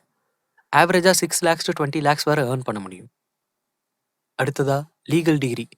LLB, BA LLB, BBA LLB போன்ற ப்ரொஃபஷனல் டிகிரியும் ஒரு ஹை பேயிங் ஜாபாக தான் இருந்து வருது. 12th முடிச்சுட்டு டைரெக்டாக லா படிக்கணும்னு விருப்பப்பட்டா பிஏ எல்எல்பி அல்லது பிபிஏ எல்எல்பி போன்ற இன்டகிரேட்டட் கோர்ஸில் ஜாயின் பண்ணலாம். அல்லது ஏதாவது ஒரு டிகிரியை முடிச்சுட்டு எல்எல்பியில் ஜாயின் பண்ணலாம். இது போன்ற டிகிரி கோர்ஸில் ஜாயின் பண்ணுறதுக்கு டியூஎல்எல்பி, கிளாட் போன்ற என்ட்ரன்ஸ் எக்ஸாமில் பாஸ் பண்ணணும். இந்த டிகிரி கோர்சஸை முடிக்கிறது மூலமாக நீங்கள் பெறக்கூடிய ஹை பேயிங் ஜாப்ஸ் என்னென்னு பார்க்கலாம். முதல்ல டேக்ஸ் லாயர் ஃபார் கார்ப்பரேட்ஸ். பெரிய பெரிய கார்ப்பரேட் கம்பெனிஸ் தங்களுக்குன்னு ஒரு லீகல் டீம் வச்சுருப்பாங்க. அவங்களோட taxes, civil issues, legal issues இது எல்லாத்தையுமே ஹேண்டில் பண்ணுறது தான் அந்த டீமோட முக்கியமான ரூல். இது போன்ற லாயர்ஸுக்கு 4 lakhs per annumலேருந்து 30 lakhs per annum வரைக்கும் சேலரி வழங்கப்படுது. நீங்கள் ஒர்க் பண்ணுற கார்ப்பரேட் உங்களோட எக்ஸ்பீரியன்ஸ், பர்ஃபார்மன்ஸை பொறுத்து உங்களோட சேலரி அமையும். ரெண்டாவது ட்ரையல் லாயர்ஸ். இவங்க கோர்ட்டில் தங்களோட கிளையண்ட்டை ரெப்ரசென்ட் பண்ணுவாங்க. இது போன்ற லாயர்ஸால் 25 lakhs வரை ஏர்ன் பண்ண முடியும் based on their experience and performance. மேலும் ட்ரையல் லாயர்ஸால் அவங்க இருக்கிற ஸ்டேட் அண்ட் கண்ட்ரி அளவில் கூட ஃபேமஸ் ஆக முடியும். Professor in law universities, judicial clerks, public sector யூனிட்டோட லீகல் எம்ப்ளாயி, இது போல மேலும் சில முக்கியமான ஜாப் ஆப்பர்ச்சுனிட்டிஸ் லா படிக்கிறது மூலமா பெற முடியும். கடைசியா நம்ம பார்க்க போற இன்னொரு முக்கியமான டொமைன் ஆல்டர்னேட்டிவ் மெடிசன். பிஹெச்எம்எஸ்ங்கிறது ஹோமியோபதி டாக்டரா பிராக்டிஸ் பண்ண தேவைப்படுற டிகிரி. இன்னைக்கு பலரும் ஆல்டர்னேட்டிவ் மெடிசனை நோக்கி மூவ் ஆகிறத பார்க்க முடியுது. கவர்மெண்ட்ல இருந்தும் பல ஹோமியோபதி இன்ஸ்டிடியூட் நடத்தப்படுது. ஹோமியோபதி படிக்கிறது மூலமா தனியா ஹோமியோபதி கிளினிக் செட் பண்ண முடியும். மேலும் கவர்மெண்ட் இன்ஸ்டிடியூட்லையும் ஒர்க் பண்ண முடியும். ஆவரேஜா ஒரு ஹோமியோபதி டாக்டரால 6 to 12 lakhs per annum வரை ஏர்ன் பண்ண முடியும். அடுத்ததா BSMS, bachelor of Siddha medicine and surgery. இது சித்த மருத்துவ அடிப்படையை கொண்ட கோர்ஸ். சித்தாவும் இன்னைக்கு ஒரு மேஜர் ஆல்டர்னேட்டிவ் மெடிசனா இருக்கு. பல கவர்மெண்ட் இன்ஸ்டிடியூட்டும் இருக்கு. இது 5.5 year கோர்ஸ். இதுக்கான எலிஜிபிலிட்டி 12th ஸ்டாண்டர்ட்ல பிசிக்ஸ், கெமிஸ்ட்ரி, பயாலஜியை சப்ஜெக்ட்ஸா படிச்சிருக்கணும். அடுத்ததா bachelor of ayurvedic medicine and surgery. இதுவும் கவர்மெண்டால அங்கீகரிக்கப்பட்ட ஒரு பேச்சுலர் டிகிரி.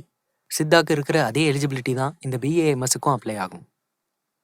நம்ம கடைசியா பார்த்த இந்த 3 கோர்சஸ் பிஹெச்எம்எஸ், பிஎஸ்எம்எஸ், பிஏஎம்எஸ் இது எல்லாத்துக்கும் நீட் எக்ஸாம் தேவையில்ல. நீட் இல்லாமலே இந்த கோர்சஸை படிக்க முடியும். இதுவரை இந்த எபிசோட்ல ஹை பேயிங் ப்ரொஃபஷனல் டிகிரிஸை பற்றி பார்த்தோம். இந்த கோர்சஸ் எல்லாமே பல ஆண்டுகளாக நடைமுறையில் இருந்து வருது. அதுக்குண்டான டிமாண்டும் அதிகரிச்சுக்கிட்டே தான் வருது. ஆனால் இன்னும் நம்ம எக்ஸ்ப்ளோர் பண்ணாத பலருக்கும் பரிச்சயம் இல்லாத கோர்சஸ் நிறைய இருக்கு. அது எந்த மாதிரியான கோர்சஸ், அதை யாரெல்லாம் படிக்கலாம், அதில் இருக்கிற ஜாப் ஆப்பர்ச்சுனிட்டிஸ் என்னங்கிறத பற்றி அடுத்த எபிசோடில் விரிவாக பார்க்கலாம். தொடர்ந்து கேளுங்க. Episode 5, top unconventional degrees. நம்மளோட இந்திய சமூகத்தில் 1960களுக்கு பிறகுல இருந்தே கல்விக்கு பெரும் முக்கியத்துவம் கொடுக்கப்பட்டு வருது. சுதந்திரத்துக்கு பிறகான நம்ம சமூகத்துல பல மாற்றங்கள் நிகழ்ந்திருக்கு. நம்மளோட வாழ்க்கையை மேன்மை அடையவும் நிம்மதியான வாழ்க்கையை பெறவும் கல்வி மிக முக்கியம்னு புரிஞ்சு கொண்ட சமூகமா மாறிட்டோம். அப்படி புரிஞ்சுக்கிட்டது மூலமா இன்னைக்கு பெரும்பான்மையான குடும்பம் தங்களோட பொருளாதார நிலையில சொல்லிக்கொள்ற அளவுக்கு வளர்ச்சியை பெற்றிருக்காங்க.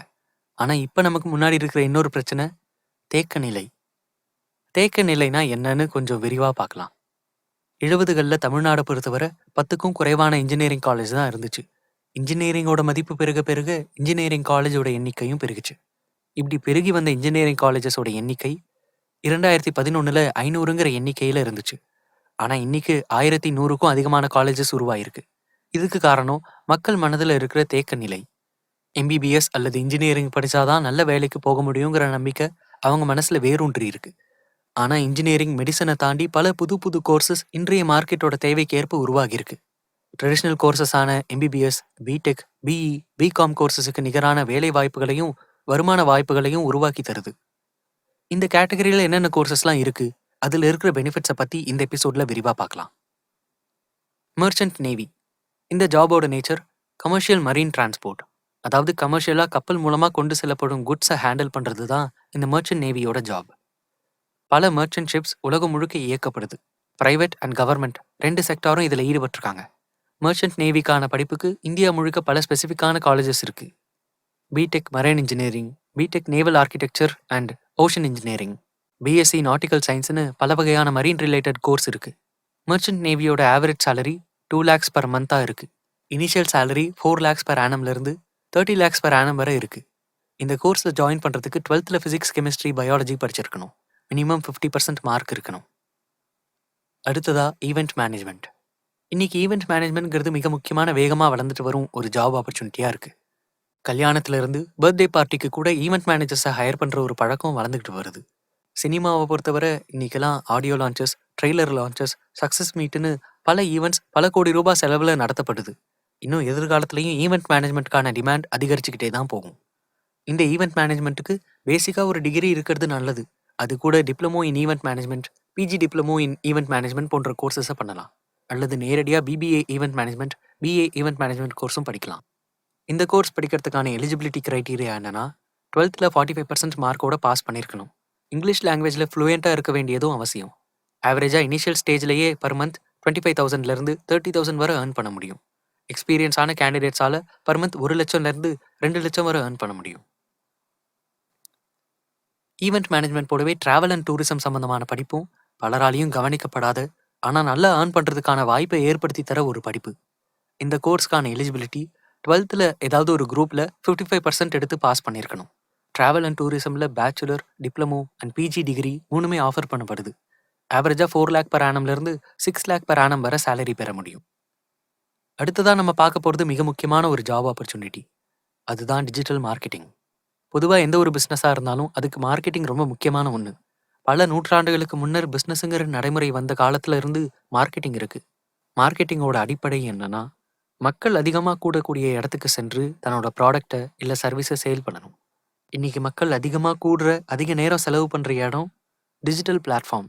அதுக்கேத்த மாதிரி இன்னைக்கு மார்க்கெட்டிங்கும் டிஜிட்டல் மார்க்கெட்டிங்கிற இன்னொரு ஃபார்முக்கு மாறியிருக்கு. ஒரு யூடியூப் வீடியோ பார்க்கறதுக்குள்ள 2 அல்லது 3 அட்வர்டைஸ்மெண்ட்ட பார்க்க வேண்டியிருக்கு. Facebook, Instagramன்னு எல்லா இடத்துலயும் டிஜிட்டல் மார்க்கெட்டிங்கோட ஆதிக்கம் அதிகரிச்சுக்கிட்டே வருது. டிஜிட்டல் மார்க்கெட்டிங் கோர்ஸ் படிக்கிறது மூலமா சராசரியா மாதத்துக்கு 50ல இருந்து 65,000 வரைக்கும் சம்பாதிக்க முடியும். பல பெரிய பெரிய நிறுவனங்கள் இன்னைக்கு டிஜிட்டல் மார்க்கெட்டிங்கை நோக்கி மூவ் ஆயிருக்காங்க. பெரிய பெரிய கார்ப்பரேட்ல இதை விடவும் அதிகமான சேலரி பெற முடியும். இன்னைக்கு பல நிறுவனங்கள் டிஜிட்டல் மார்க்கெட்டிங்கால சக்சஸ் அடைஞ்சிருக்கு. அதனால டிஜிட்டல் மார்க்கெட்டிங்கோட தேவையும் அதிகரிச்சிருக்கு. இனி வரும் காலங்கள்லயும் டிஜிட்டல் மார்க்கெட்டிங்கோட ரோல் மிக முக்கியமானதா இருக்கும். அடுத்ததா அக்ரிகல்ச்சர். இன்னைக்கு இருக்கிற சமூகத்துல பலருக்கும் விவசாயத்து மேலயும் விவசாயிகள் மேலயும் பெரிய மரியாதை இருக்கு. விவசாயம் சார்ந்து நடக்கிற ஒவ்வொரு நிகழ்வையும் கூர்ந்து கவனிச்சு அதுக்கு எதிர்வினை ஆற்றிட்டு இருக்காங்க. ஆனா விவசாயம் சார்ந்த படிப்பு மேல யாரோட கவனமும் அவ்வளவா சென்று சேரல. அக்ரிகல்ச்சர் படிக்கிறது மூலமா அதுல இருக்கிற ஜாப் ஆப்பர்ச்சுனிட்டி என்னென்னங்கிறத பத்தி இப்ப பார்க்கலாம். Agricultural economist. அக்ரிகல்ச்சர் கரியர்ல இருக்கிற முக்கியமான ஜாப் ரோல் இது. அக்ரிகல்ச்சரோட மார்க்கெட் ஃபோர்காஸ்ட், ட்ரெண்ட்ஸ், அதுல இருக்கிற சப்ளை அண்ட் டிமாண்ட் இது எல்லாத்தையும் கவனிச்சு அதுக்கு சொல்யூஷன் கொடுக்கக்கூடிய முக்கியமான ஜாப் ரோல். அடுத்ததா அக்ரிகல்ச்சரல் இன்ஜினியர். அக்ரிகல்ச்சர்ல இன்ஜினியரிங்கான ஸ்கோப் நிறையவே இருக்கு. அதுல பயன்படுத்தப்படுற மிஷின்ஸ், அதுல இருக்கிற கட்டுமான ஏற்பாடுகள், திறன்பட விவசாயம் பண்றதுக்கான முறை, இது எல்லாத்துக்குமே இன்ஜினியரிங் பயன்படுது. அக்ரிகல்ச்சரல் இன்ஜினியருக்கு சராசரியா 5.5 லேக்ஸ்ல இருந்து 8 லேக்ஸ் per annum வரை earn பண்ண முடியும்.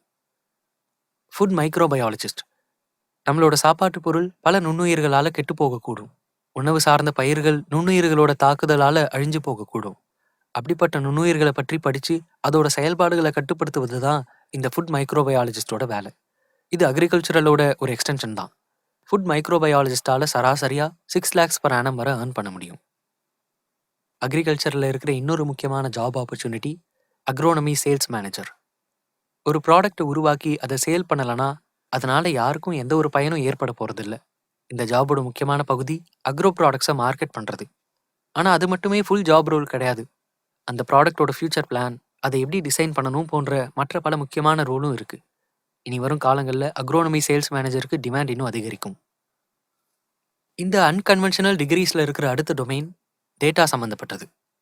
இதுக்கு முன்னாடியே டேட்டா சயின்ஸ், பிக் டேட்டா போன்ற துறைகளோட முக்கியத்துவத்தை பத்தி பார்த்தோம். அதுல இருக்கிற முக்கியமான ஒரு job role data analyst. Data அனலிஸ்ட்னு சொல்லும்போது அது ஒரு பெரிய டெக்னாலஜி ஸ்டாக். அதாவது அதுக்குள்ள பல டெக்னிக்கல் ஜாப் ரோல்ஸ் இருக்கு. ஸ்டாட்டிஸ்டிஷியன், டேட்டா இன்ஜினியர்னு சின்ன சின்ன ஆனா முக்கிய ரோல்ஸ் இருக்கு. அதுல இருக்கிற மிக முக்கியமான ஹை டிமாண்ட்ல இருக்கிற ரோல் தான் டேட்டா அனலிஸ்ட். டேட்டா அனலிஸ்ட்டை பத்தி எளிமையா புரிஞ்சுக்கிறதுக்கு ஒரு சிறந்த உதாரணம் ஐபிஎல். கிட்டத்தட்ட எல்லாருமே ஐபிஎல் பார்க்க ஆரம்பிச்சிட்டாங்க. அதுல பலருக்கும் கிரிக்கெட்டை பத்தின முழு நாலேஜ் கூட இருக்காது. அவங்க எல்லாத்துக்கும் மிக எளிமையா புரியிறபடி டேட்டாவை ப்ரெசென்ட் பண்ணணும். இந்த சீசன்ல எத்தனை ஃபோர்ஸ் அடிச்சிருக்காங்க, யார் அதிகமான தூரம் 6 அடிச்சிருக்காங்க, இந்த 2023ல இருக்கிற இன்னொரு ஃபீச்சர், ஒரு பால் எவ்வளோ மேக்ஸிமம் ஹைட் போகுது, இது போன்ற டேட்டாவை ப்ரெசென்ட் பண்ணும்போது தான் கிரிக்கெட்டை பத்தி தெரியாதவங்களுக்கு கூட ஒரு ஈர்ப்பு வருது.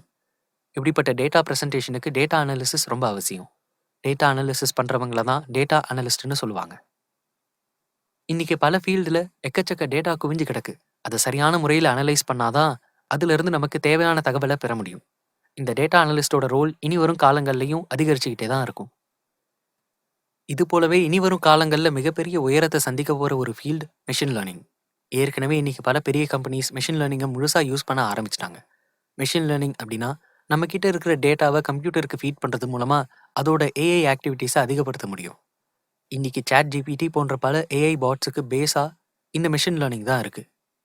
டேட்டா மூலமா நம்ம கேட்கறது என்ன, அது எப்படி கொடுக்கணும், பிஹேவியர் பேட்டர்ன், இது எல்லாத்தையும் பயன்படுத்தி ஒரு இன்டெலிஜென்ட் மெஷினை உருவாக்குறதுல மிக முக்கிய பங்கு வகிப்பது மெஷின் லேர்னிங். பல யூனிவர்சிட்டிஸ்ல மெஷின் லேர்னிங்கிற பிரான்ச்சை உருவாக்கிட்டாங்க. இனி வரும் காலங்களில் மெஷின் லேர்னிங் ஒரு ஹை பேயிங் ஜாப் ஆப்பர்ச்சுனிட்டி கொடுக்கும்.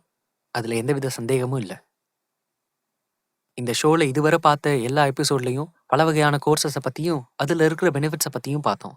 ஆனா ஒரு சிலர் தங்களோட மனசுல ஒரு இன்ட்ரெஸ்ட்டை வச்சிருப்பாங்க. அது எந்த கோர்சஸ்லையும் எந்த ஒரு ப்ரொஃபஷனல் டிகிரிலையும் வரலையேன்னு நினைச்சிருப்பாங்க. பொதுவா நம்ம சமூகத்துல பிடிச்ச வேலையை செய்யறதால காசு வருதாங்கிற ஒரு மைண்ட் செட் இருக்கு. ஒரு மெயினான நல்ல சேலரி வரக்கூடிய ஒரு ஜாப்ல இருந்துகிட்டு, பார்ட் டைம்ல உனக்கு பிடிச்ச வேலைய பண்ணு. அதுதான் உனக்கும் உங்க குடும்பத்துக்கும் நல்லதுன்னு பல வகையான அறிவுரைகள் சொல்லப்படும். இது எல்லாமே உண்மையா?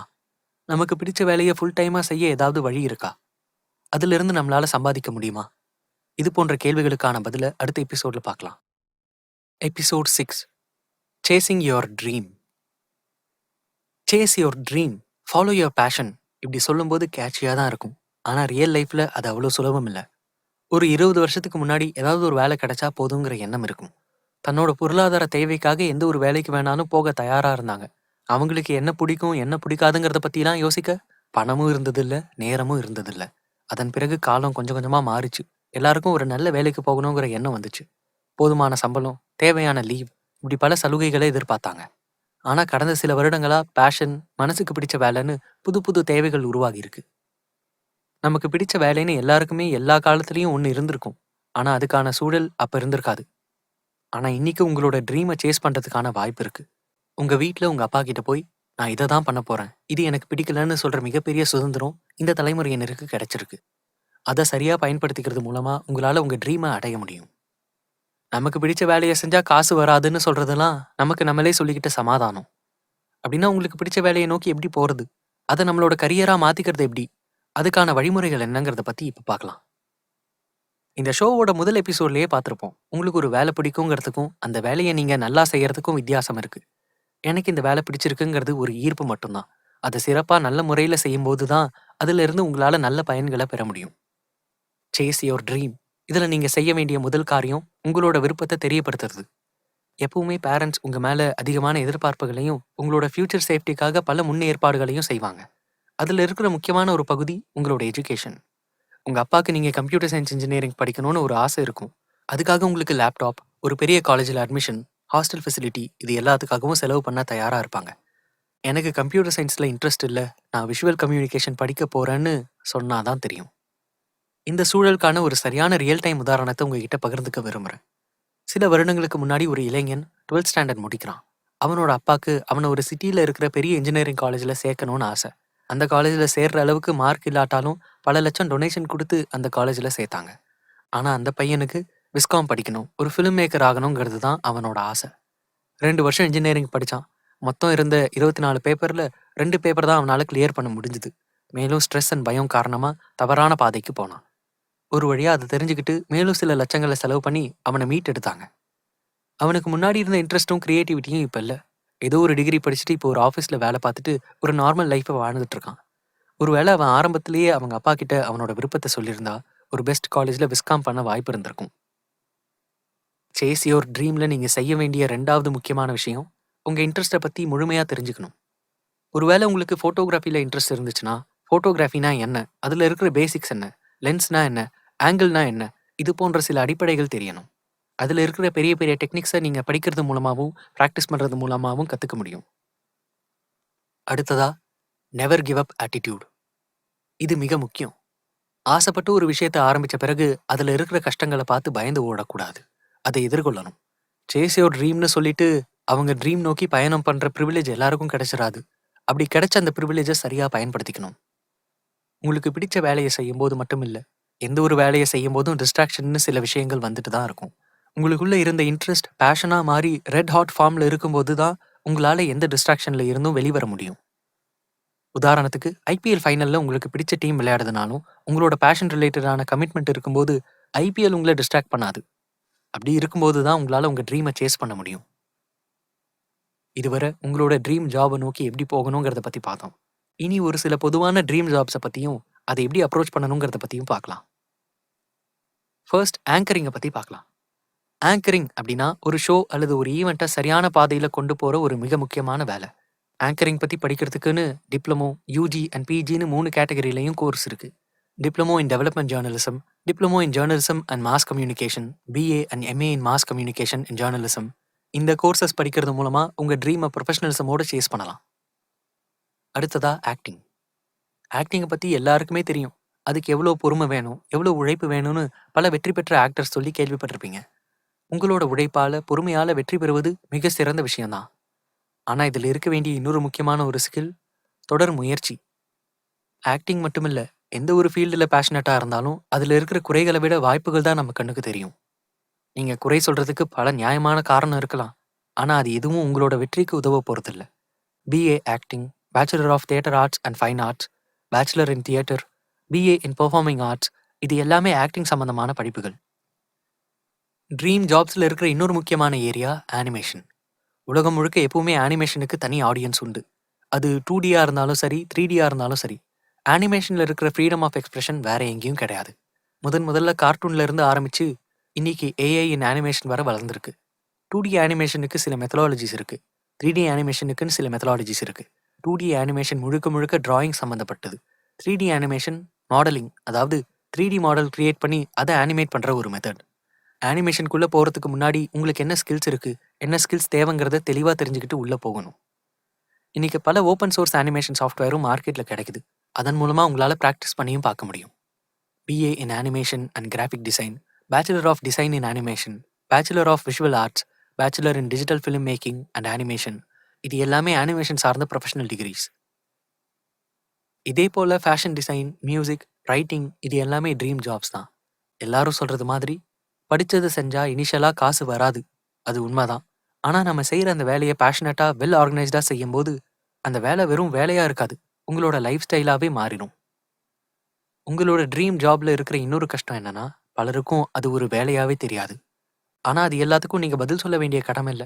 உங்களுக்கு இருக்கிற ஒரே கடமை உங்க ட்ரீமை சேஸ் பண்றது மட்டும்தான். கடைசியா இந்த ட்ரீம் சேசிங்ல நீங்க கவனிக்க வேண்டிய முக்கியமான ஒரு விஷயம் இருக்கு. உங்களுக்குன்னு ஒரு ஏஜ் லிமிட்டை செட் பண்ணிக்கோங்க. அதுவரை எக்ஸ்பெரிமெண்ட் பண்ணுங்க, ரிஸ்க் எடுங்க. ஆனா எல்லாராலையும் வாழ்க்கை முழுக்க ரிஸ்க் எடுக்க முடியாது, எக்ஸ்பெரிமெண்ட் பண்ண முடியாது. உங்க passion, dream job, self interest இது எல்லாத்தை விட உங்க லைஃப் மிகப்பெரியது. அதையும் கவனிச்சு தான் ஆகணும். அதுக்கு டிமாண்ட் பண்ற கமிட்மெண்ட்ஸுக்கு உட்பட்டு தான் ஆகணும். கடைசியா ஒரு கோட்டோட இந்த எபிசோட முடிக்கிறேன். நமக்கு பிடிச்ச வேலையை செய்யும்போது தான் நேரம் காலம் எதுவுமே தெரியாம சந்தோஷமா செய்வோம், சந்தோஷமா வாழ்வோம். அதுதான் நம்ம யாருன்னு இந்த உலகத்துக்கு புரிய வைக்கும். அது ஒரு வரம், எல்லாருக்கும் ஈஸியா கிடைச்சிராது. இதுவரை இந்த ஷோல பல ஹை பேயிங் ஜாப்ஸை பத்தியும் அதை உருவாக்கி கொடுக்கும் ஃபீல்ட்ஸை பத்தியும் பார்த்தோம். இனி இன்றைய காலகட்டத்தில் எதெல்லாம் எமர்ஜிங் ஃபீல்ட்ஸ், அதில் இருக்கிற ஹை சேலரி ஜாப்ஸ் என்னென்ன, இதை பத்தி அடுத்த எபிசோட்ஸ்ல பார்க்கலாம். எபிசோட் 7 ஹை பேயிங் கரியர் இன் எமர்ஜிங் ஃபீல்ட்ஸ். ஒவ்வொரு காலத்துக்கு ஏற்ப ஒவ்வொரு முறையும் புது புது ஃபீல்ட்ஸ் எமர்ஜ் ஆகிட்டே இருக்கும். அதே போல இப்போ இருக்கிற இந்த இன்ஃபர்மேஷன் ஏஜ் பல புது புது ஃபீல்ட்ஸ் உருவாகிட்டு இருக்கும். இனி வரும் காலங்களில் இந்த ஃபீல்ட்ஸ் தன்னோட ஆதிக்கத்தை செலுத்தும். அப்படிப்பட்ட ஃபீல்ட்ஸை பத்தி இந்த எபிசோட்ல பார்க்கலாம். முதல்ல நம்ம பார்க்க போற எமர்ஜிங் ஃபீல்ட் ஐஓடி, அதாவது இன்டர்நெட் ஆஃப் திங்ஸ். கடந்த சில வருடங்களா ரொம்ப வேகமா வளர்ந்துட்டு வரும் ஒரு ஃபீல்டு இந்த ஐஓடி. இன்டர்நெட்னா நமக்கு என்னன்னு தெரியும். உலகத்தில் இருக்கிற பல கம்ப்யூட்டர்ஸ்குள்ள ஏற்படும் ஒரு நெட்வொர்க் தான் இன்டர்நெட். இன்டர்நெட் ஆஃப் திங்ஸ் அப்படின்னா பல ஆட்டோமேட்டட் ஆப்ஜெக்ட்ஸ் ஒன்றுக்குள்ள ஒன்று கனெக்ட் ஆகி செயல்படுறது தான் internet of things. Home automation system, agriculture, health care இப்படி பல ஏரியாவில் இந்த ஐஓடியோட வளர்ச்சி அதிகரிச்சுக்கிட்டு வருது. ஐஓடியை பற்றி புரிஞ்சுக்க ஒரு சிம்பிளான எக்ஸாம்பிளை பார்க்கலாம். ஹோம் ஆட்டோமேஷன் சிஸ்டமை பற்றி பலரும் கேள்விப்பட்டிருப்பீங்க. உங்கள் வீட்டில் இருக்கிற ஒவ்வொரு சென்சார்ஸும் தங்களுக்குள்ள ஒரு கம்யூனிகேஷன் நெட்வொர்க்கை ஏற்படுத்திக்கிட்டு உங்களுக்கு பயனுள்ள செயல்களை செய்யும். உதாரணத்துக்கு ரெயின் ஃபோர்காஸ்டிங்கை எடுத்துக்கலாம். நீங்கள் துணி துவைச்சு காய போட்டிருக்கீங்க. அப்போ மழை பெய்கிற சூழ்நிலை ஏற்படுது. இந்த நேரத்தில் மழை வரத்துக்கு முன்னாடியே வெதரை ஃபோர்காஸ்ட் பண்ணி காய வச்ச துணியை மழையிலிருந்து நனையாமல் தடுக்கணும். ஆட்டோமேட்டட் ஸ்ட்ரிங்ஸ் மூலமாக நீங்கள் காய வச்ச துணியை எடுத்துரும். இதை விட இன்னும் பல அட்வான்ஸ்ட் ஐஓடி சிஸ்டம்ஸ் வேகமாக உருவாகிட்டு இருக்கு. ஒரு ஐஓடி இன்ஜினியரால் ஃப்ரெஷராக இருக்கும்போதே 35,000 per month வரை ஏர்ன் பண்ண முடியும். அடுத்ததா ஏஐ, ஆர்டிஃபிஷியல் இன்டெலிஜென்ஸ். எல்லாருக்கும் ஏஐன்னு சொன்னதும் அதில் இருக்கிற ட்ராபேக்ஸ் தான் முதல்ல ஞாபகம் வரும். ஏஐ மனிதர்களை அழிச்சிரும், மனிதர்களை ஓவர்டேக் பண்ணிரும், வேலை வாய்ப்பை பறிச்சிரும், இப்படி பல மாதிரியான தகவல்கள் சொல்லப்படுது. ஆனால் இன்னைக்கு இருக்கிற ஏஐ நமக்கு பல நன்மைகளை மட்டுமே கொடுக்குது. அது நம்மளோட வேலையை இன்னும் ஈஸியாக மாற்றுது. இன்னைக்கு ஏஐ ஃபீல்டில் பலராலையும் பேசப்படுற ஒரு விஷயம் ChatGPT. இதனால பலருக்கு வேலை போகும் அபாயம்னு ப்ரொஜெக்ட் பண்ணப்படுது. ஆனால் ஏஐ பண்ணுற ஒரு அடிப்படையான விஷயம் என்னன்னா, இனிமேலும் இதெல்லாம் மனிதர்களால் பண்ணப்படக்கூடாது. இதெல்லாம் எந்த ஒரு ஸ்கில்லெஸ் ஆட்டோமேட்டட் ப்ராசஸ். இதை ரீப்ளேஸ் பண்ணுறது தான் இப்போதைக்கு ஏஐயோட ஸ்கோப். உதாரணத்துக்கு இன்னைக்கு பலராலையும் பகிரப்படுற ஒரு விஷயம், எனக்கு ஒரு மெயில் தேவைப்பட்டுச்சு, ChatGPT மூலமாக எழுதிக்கிட்டேன். எனக்கு ஒரு கண்டென்ட் தேவைப்பட்டுச்சு, அதை ChatGPT மூலமாக எழுதிக்கிட்டேன்னு சொல்கிறாங்க. ஆனால் ஏஐ கொடுக்குற கண்டென்ட் ஒரு ஜெனரிக்கான கண்டென்ட். அதை அப்படியே யூஸ் பண்ணிட முடியாது. உங்களுக்கு ஏற்ற சின்ன சின்ன சேஞ்சஸை பண்ணி தான் ஆகணும். ஏஐங்கிறது இந்த உலகத்தில் ஆல்ரெடி இருக்கிற டேட்டாவை வச்சுக்கிட்டு அதன் மூலமாக செயல்படக்கூடியது. ஆனா ஹியூமன் பிரெயினுக்கு கிரியேட்டிவிட்டிங்கிற ஒரு அற்புத திறமை இருக்கு. அந்த கிரியேட்டிவிட்டியை பயன்படுத்தி தான் ஏஐங்கிற இந்த ஃபீல்டை டெவலப் பண்ண முடியும். பல ஸ்கில்லெஸ் அல்லது செமி ஸ்கில்டு ப்ராசஸை ஆட்டோமேட் பண்ண முடியும். இனி வரும் காலங்களில் ஏஐ இன்னும் வேகமாக வளரக்கூடிய வாய்ப்பு இருக்கு. ஏஐ இன்ஜினியர்ஸுக்கு உண்டான டிமாண்டும் அதிகரிக்கும். அடுத்ததா சைபர் செக்யூரிட்டி. இதுவரை நம்ம பார்த்த 2 எமர்ஜிங் ஃபீல்டும் டேட்டா சம்மந்தப்பட்டது தான். ஐஓடியும் தன்னை சுற்றி உள்ள என்விரான்மெண்ட் டேட்டாவை வச்சு தான் செயல்படும். ஏஐயும் தனக்கு இருக்கிற டேட்டாவை வச்சு தான் செயல்படும். மிஷினாக இருந்தாலும் மனிதனாக இருந்தாலும் எல்லா இன்ஃபர்மேஷனையும் ஆக்சஸ் பண்ணிடக்கூடாது. பல சென்சிட்டிவ் இன்ஃபர்மேஷனை தவறான எண்ணத்தோட பயன்படுத்தும் போது அது பெரிய ஆபத்தை உருவாக்கும். சைபர் செக்யூரிட்டிங்கிறது இது போன்ற ஆபத்துகள் நடக்காமல் இருக்க ஒரு ஸ்ட்ராங்கான நெட்வொர்க் உருவாக்க உதவும். மேலும் சைபர் செக்யூரிட்டியை இம்ப்ளிமெண்ட் பண்ணுறது மூலமாக பல பொட்டென்ஷியல் கிரைம்ஸை தடுக்க முடியும். இந்த டிஜிட்டலைஸ்டு வேர்ல்டில் இனி வரும் காலங்கள்லையும் சைபர் செக்யூரிட்டியோட டிமாண்ட் அதிகரிக்கும். அதில் இருக்கிற ஜாப் ஆப்பர்ச்சுனிட்டிஸும் ஹை பேயிங் ஜாப்ஸாக இருக்கும். அடுத்ததா ஜீனோமிக்ஸ். ஜீனோமிக்ஸுங்கிறது ஜீன்ஸ் மற்றும் டிஎன்ஏ சம்மந்தமான ரிசர்ச் பண்ணக்கூடிய ஒரு ஃபீல்டு. இந்த ஜீனோமிக்ஸ் மூலமாக மனிதனோட ஜீன்ஸ் ஹிஸ்ட்ரியை ட்ராக் பண்ண முடியும். மேலும் பல மைக்ரோ ஆர்கானிசம்ஸை பற்றியும் தாவரங்களோட ஜீன்ஸை பற்றியும் படிப்பது மூலமாகவும் மேலும் பல கண்டுபிடிப்புகளை உருவாக்க முடியும். இதுவும் இன்னைக்கு இருக்கிற one of the fast emerging fields. அடுத்ததா ட்ரோன்ஸ் அண்ட் ரொபோட்டிக்ஸ். சில காலங்களுக்கு முன்னாடி ட்ரோன்ஸ் மிலிட்ரி பர்பஸ்க்காக மட்டுமே பயன்படுத்தப்பட்டுச்சு. இன்னைக்கு அமேசான் டெலிவரி கூட ட்ரோன் மூலமாக பண்ண ஆரம்பிச்சிட்டாங்க. அது மட்டும் இல்லாமல் கல்யாண வீடு போன்ற ஃபங்க்ஷன்ஸில் நடக்கிற ஃபோட்டோ ஷூட்ஸுக்கு கூட ட்ரோன்ஸை பயன்படுத்துகிறாங்க. இனி வரும் காலங்களில் டிராஃபிக் கண்ட்ரோல், ஹெல்த் கேர் போன்ற ஃபீல்டுலையும் தன்னோட ஆதிக்கத்தை செலுத்த போகுது. அதே போல் ரோபோட்டிக்ஸ்லையும் பல புது புது இன்னோவேஷன்ஸ் உருவாகிருக்கு. ரோபோட்ஸ் மனிதர்கள் செய்யக்கூடிய பல செயல்களை ரீப்ளேஸ் பண்ண போகுது. பல இண்டஸ்ட்ரீஸை ஆட்டோமேட் பண்ண போகுது. மனிதர்கள் செய்யும் வேலைகளான sweeping, construction, food delivery, receptionist இப்படி பல வேலைகள் செய்கிற அளவுக்கு ரோபோட்டிக்ஸ் எதிர்வரும் காலங்களில் வேகமாக வளரக்கூடிய நிலைமை இருக்கு. அடுத்ததா வர்ச்சுவல் ரியாலிட்டி. அவதாருங்கிற சயின்ஸ் ஃபிக்ஷன் மூலமாக வர்ச்சுவல் ரியாலிட்டியோட பொட்டன்ஷியலை பற்றி எல்லாருக்கும் தெரிஞ்சிருக்கும். இன்னைக்கு வர்ச்சுவல் மீட்டிங்கிறது ரொம்ப சாதாரணமான ஒரு விஷயமா மாறிடுச்சு. கோவிடுக்கு பிறகான பல மீட்டிங்ஸ் பர்மனெண்ட்டாக வர்ச்சுவலாகவே மாற்றப்பட்டுருச்சு. இப்படி அந்த வர்ச்சுவல் மீட்டிங்ஸ் வர்ச்சுவல் ரியாலிட்டி மீட்டிங்ஸாக மாற ஆரம்பிச்சிருக்கு. வர்ச்சுவல் ரியாலிட்டி மூலமாக நம்ம இருக்கிற இடத்துல இருந்தபடியே வேற ஒரு வர்ச்சுவல் இடத்துக்கு கூட்டிகிட்டு போகிற அளவுக்கு டெக்னாலஜி வளரப்போகுது. இன்னைக்கு இருக்கிற சோஷியல் மீடியாவோட அடுத்த கட்டம் வர்ச்சுவல் ரியாலிட்டி யூஸ் பண்ணி இன்னும் கனெக்டடாக மாற்றக்கூடிய ஸ்கோப் இந்த டெக்னாலஜிக்கு இருக்குது. இனி வரும் காலங்களில் மிகப்பெரிய வளர்ச்சியை காணப்போகும் மிக முக்கியமான ஃபீல்டு இந்த வர்ச்சுவல் ரியாலிட்டி. Nano technology. சில காலங்களாகவே நானோ டெக்னாலஜி அபரிமிதமான வளர்ச்சியை அடைஞ்சிட்டு இருக்கு. நானோ பாட்ஸ்ன்னு சொல்லப்படுற மிக நுண்ணிய ரோபோட்ஸின் மூலமாக மெடிக்கல் ஃபீல்டில் பல வகையான சாதனைகள் படைக்கப்பட்டு வருது. மேலும் பல ஹவுஸ் ஹோல்ட் அப்ளிகேஷன்ஸ்லையும் நானோ டெக்னாலஜி பயன்படுத்தப்பட்டு வருது. ஏர் ஃபில்டர்ஸ், ஏர் பியூரிஃபையர்ஸ், ஸ்டெயின் ரிமூவர்ஸ்னு பல யூஸ்ஃபுல் ப்ராடக்ட்ஸ் உருவாக்கப்பட்டு வருது. அடுத்ததா பிக் டேட்டா. அதோட பேருக்கு ஏற்ற மாதிரியே அதிகமான டேட்டாவை ஹேண்டில் பண்ணுற ஒரு டெக்னாலஜி. இதுவரை நம்ம பார்த்த ஏஐ, டேட்டா சயின்ஸ் இது எல்லாத்துக்கும் முந்தின ஒரு ஸ்டெப் இந்த பிக் டேட்டா. பிக் டேட்டாவை பயன்படுத்தி தான் பெரிய பெரிய டேட்டாவை ப்ராசஸ் பண்ணுறாங்க. AI, data science, cloud computing போலவே பிக் டேட்டாவும் மிக முக்கியமான ஒரு டெக்னாலஜி. ஃபியூச்சர்லையும் பிக் டேட்டாவோட தேவை அதிகரிச்சபடி தான் இருக்கும். பிட்காயின்ஸை பற்றி எல்லாருக்குமே தெரியும். பிட்காயின்கிறது ஒரு கிரிப்டோ கரன்சி, அதாவது வர்ச்சுவல் கரன்சி. அது ரூபா நோட் மாதிரி கையால் தொட்டு பார்க்க முடியாத ஒரு கரன்சி. இது பிளாக் செயின் அப்படிங்கிற ஒரு டெக்னாலஜியோட அடிப்படையில் தான் செயல்படுது. பிளாக் செயினில் இருக்கிற மிகப்பெரிய அட்வான்டேஜ், உங்ககிட்ட இருக்கிற கரன்சியை டிரான்சாக்ட் பண்ணுறதுக்கு எந்த ஒரு பேங்க்கோட உதவியும் தேவையில்லை. எல்லாமே பல ஆன்லைன் சர்வரில் பிளாக் செயின் ஃபார்மேட்டில் ஸ்டோர் ஆகும். உதாரணத்துக்கு நீங்கள் 2 கிரிப்டோ கரன்சியை யூஸ் பண்ணி ஒரு பொருளை வாங்குறீங்க. அந்த பொருளுக்கு தர வேண்டிய ரூபாய்க்கு பதிலாக கிரிப்டோ கரன்சியாக கொடுக்குறீங்க. இந்த டிரான்சாக்ஷனை ஒரு பிளாக்காக மாற்றி உங்கள் பேர், செல்லரோட பேர், உங்களோட அக்கௌண்ட்ல இருந்து 2 கிரிப்டோ கரன்சி மைனஸ் பண்ணப்பட்டு செல்லரோட அக்கௌண்ட்ல 2 கிரிப்டோ கரன்சி ஆட் பண்ணப்படும்.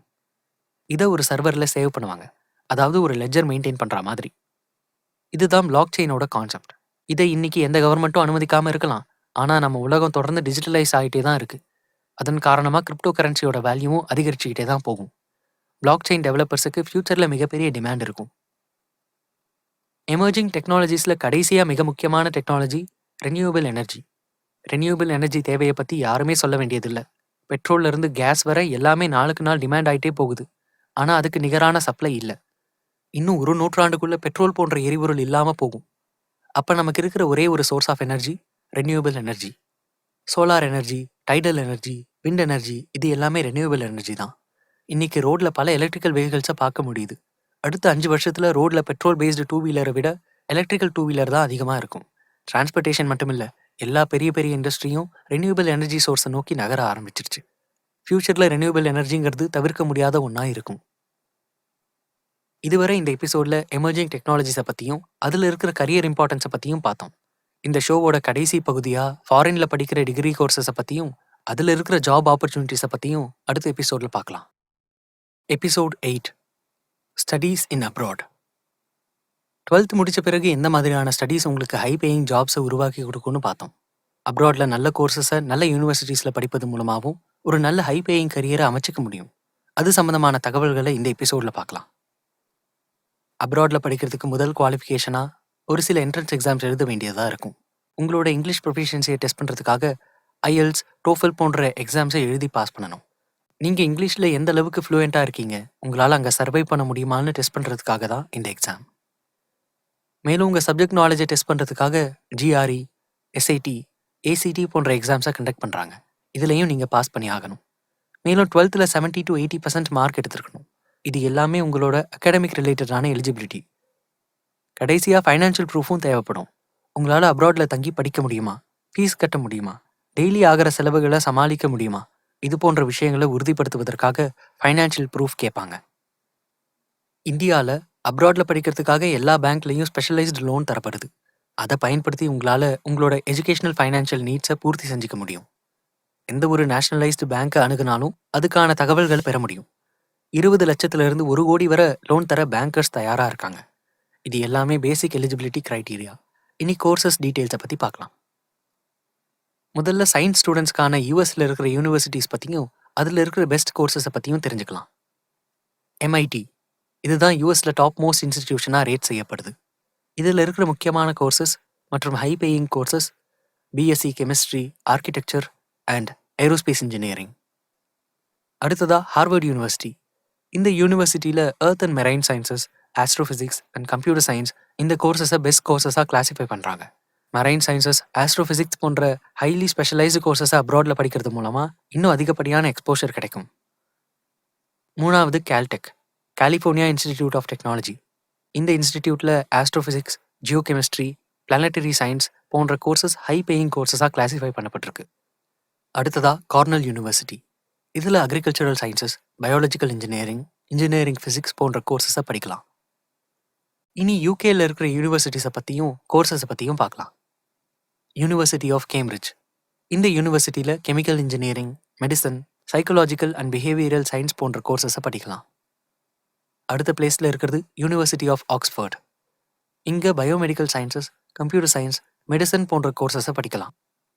அடுத்ததாக Imperial College London. Biochemistry, computing, ecology and environmental biology போன்ற கோர்ஸை இங்கே படிக்கிறது மூலமாக ஒரு ஹை பேயிங் கரியரை பெற முடியும். இதே போல் கனடா, பிரான்ஸ், ஜெர்மனி, ஆஸ்திரேலியா போன்ற நாடுகள்லையும் பல இந்தியர்கள் படிக்க போகிறாங்க. அதன் மூலமாக ஹை பேயிங் ஜாப்ஸையும் பெற முடியுது.